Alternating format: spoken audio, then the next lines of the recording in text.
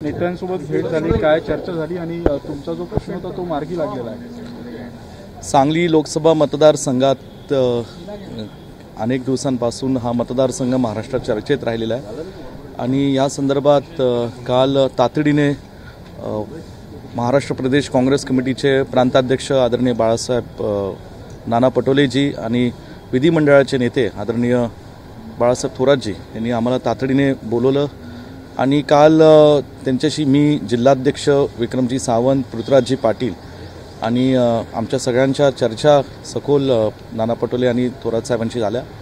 त्याचबरोबर मला फोनवरून पटोले साहेब आणि थोरात साहेबांनी अखिल भारतीय काँग्रेस कमिटीचे आमचे महासचिव आणि महाराष्ट्राचे प्रभारी रमेश चेन्नीतालाजी यांचंही संभाषण काल माझ्याशी झालं।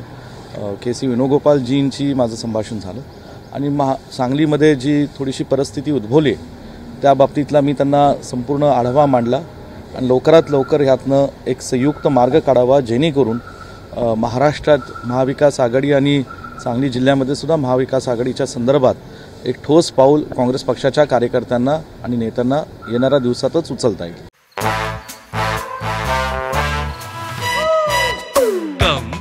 Come my love, please don't say no baby, come my love। V-Guard के air coolers extra large cooling pads के साथ जो अच्छों को ठंडा करे। V-Guard air coolers, long lasting cooling. Vishal Patil यांनी काल जो उमेदवारी अर्ज भरला त्यासोबत त्यांनी काँग्रेस पक्षाचा AB फॉर्म भरला अशी देखील माहिती आहे। नाही, काँग्रेस पक्षाचा AB फॉर्म भरलेला नाही, पण काँग्रेस पक्षाचा जो काही कुठल्याही पक्षाचा निवडणुकीच्या काळातला जेव्हा AB फॉर्म जोडला जातो हा शेवटच्या क्षणालाही देऊ शकला जातो आणि म्हणून 19 तारखेपर्यंत 3 वाजेपर्यंत मुदत आहे।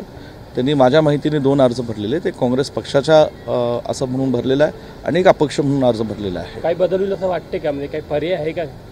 नाही, आता बदल होईल की नाही हे मी जाणत नाही, कारण आता राज्याच्या आणि देशाच्या काँग्रेस पक्षाच्या आमच्या ज्येष्ठांची ही जबाबदारी आहे की एक सांगली जिल्ह्याचा काँग्रेस पक्षाचा कार्यकर्ता आमदार म्हणून आम्ही सगळ्यांनी सातत्याने प्रामाणिक प्रयत्न केला की ही सांगली जिल्ह्याची जागा ही काँग्रेस पक्षाला मिळावी आणि त्याच्यासाठी शेवटच्या क्षणापर्यंत आम्ही प्रयत्न केला। मी राज्याच्या नेत्यांनी सुद्धा आम्हाला साथ दिली, देशाच्या नेत्यांनी आम्हाला साथ दिली, परंतु जी काही परिस्थिती सांगलीच्या जागेबाबतीत घडली हे आपण त्याला सगळे साक्षीदार आहेत। पुन्हा काही मी त्याची पुनरावृत्ती करत नाही आणि महाविकास आघाडी आता अबाधित महाराष्ट्रात राहिली पाहिजे। महाराष्ट्रातलं वातावरण महाविकास आघाडीसाठी अत्यंत चांगलं आहे आणि या दृष्टीने आता येणाऱ्या काळात काय पावलं टाकायचे ते आता महाराष्ट्रातल्या ज्येष्ठांनी आणि देशातल्या आमच्या वरिष्ठांनी ठरवलं।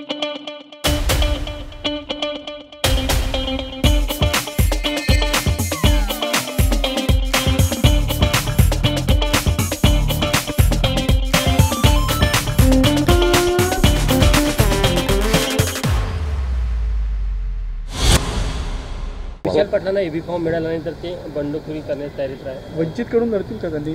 नाही, आता ठीक आहे, बहुजन वंचित आघाडीच्या अनेक प्रयोग महाराष्ट्रात चालू आहेत आणि या प्रयोगामध्ये काय काय घडतं हे एकूण म्हणजे त्या निवडणुकीचा अर्ज भरण्याच्या शेवटच्या दिवसापर्यंत चालू असतं, म्हणून मी त्याच्यावर काही टिप्पणी करणार नाही।